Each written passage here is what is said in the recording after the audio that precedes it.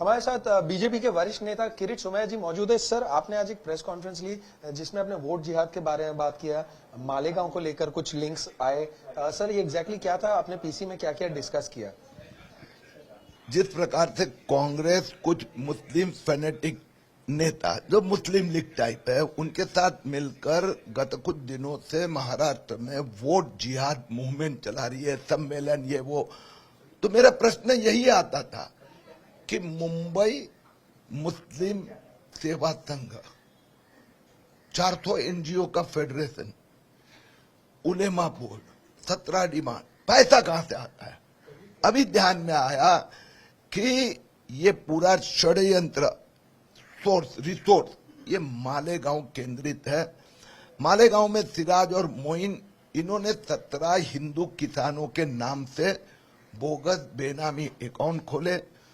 उनके खाते में हिंदुस्तान के 7 अलग अलग राज्यों, उत्तर प्रदेश, हिमाचल, मध्य प्रदेश, हरियाणा, गुजरात, महाराष्ट्र, वहां से लगभग 125 करोड़ रुपए ट्रांसफर किए गए और वह 125 करोड़ में से 121 करोड़ रुपए कुछ दिन में वहां से दूसरे अकाउंट में, खाते में हवाला ट्रांजैक्शन विड्रॉ किए गए।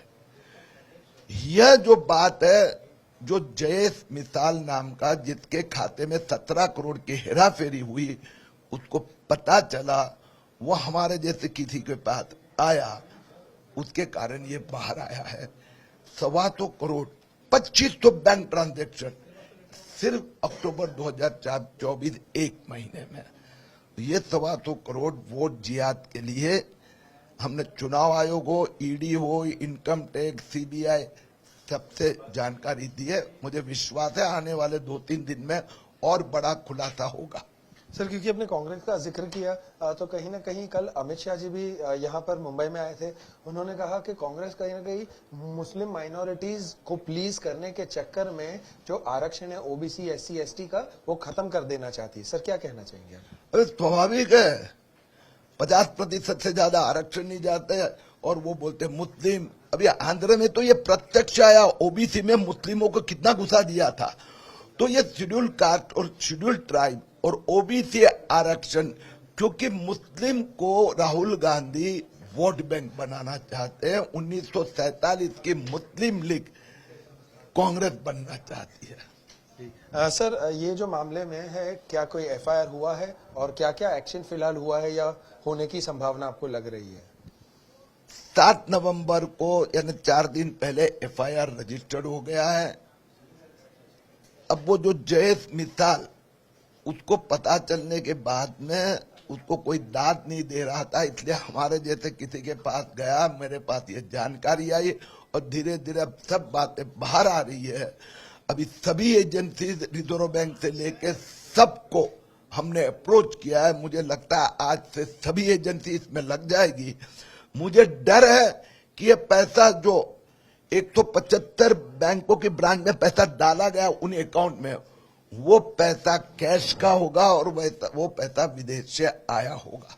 सर, अपने 2 आरोपी अक्यूज्ड एब्सकॉन्डिंग, वो दोनों फरार है, तो सर क्या कहना चाहेंगे? मेरी प्रार्थना है, मैंने चीफ सेक्रेटरी भी कहा है कि भाई आप दूसरी एजेंसी को लिखो, उनको जल्दी से जल्दी, क्योंकि ये दोनों की इतनी कैपेसिटी हो ही नहीं सकती भैया। एक 8-10 दिन में ये सब हुआ, तो 10 दिन में इतने फर्जी अकाउंट, देश भर से पैसा आना, देश भर में इसके हवाला का पैसा महाराष्ट्र में अलग अलग जगह जाना, ये मोइन और सिराज कर ही नहीं सकते। तो इसके पीछे बड़ा षड्यंत्र है। सर, मेरा आखिरी सवाल आपसे रहेगा, क्या सर ऐसे कोई डायरेक्ट लिंक्स अभी तक पता लग पाए हैं कि जहां ऐसा दिखे कि कांग्रेस ही पैसा डाइवर्ट कर रहा है इन लोगों के अकाउंट्स में, या कांग्रेस की कोई डायरेक्ट? लाभार्थी कांग्रेस है, देख लो। वास्तव में अल्टीमेट ऑब्जेक्टिव देखा जाता है, हु इज द बेनिफिशियरी का? बीजेपी? नो, लाभार्थी तो कांग्रेस है और कांग्रेस ही झूठ बोल रही है। वो जो उलेमा बोर्ड का 17 पॉइंट का मान्य करते बोलते हमने पत्र नहीं दिया। किरीट सोमैया ने एक्सपोज किया कि भैया ये तो नायब अंसारी ने पटोले का लेटर रिलीज किया, 30 अक्टूबर को फेसबुक पे डाला, यानी लाभार्थी कांग्रेस है। तो स्वाभाविक है कि पैसा भी व्यवस्था उन्हीं के मार्गदर्शन में फौरन से आता होगा। बहुत बहुत धन्यवाद बात करने के लिए। कैमरामैन साहिल चौहान के साथ देव कोटक, आज तक, मुंबई।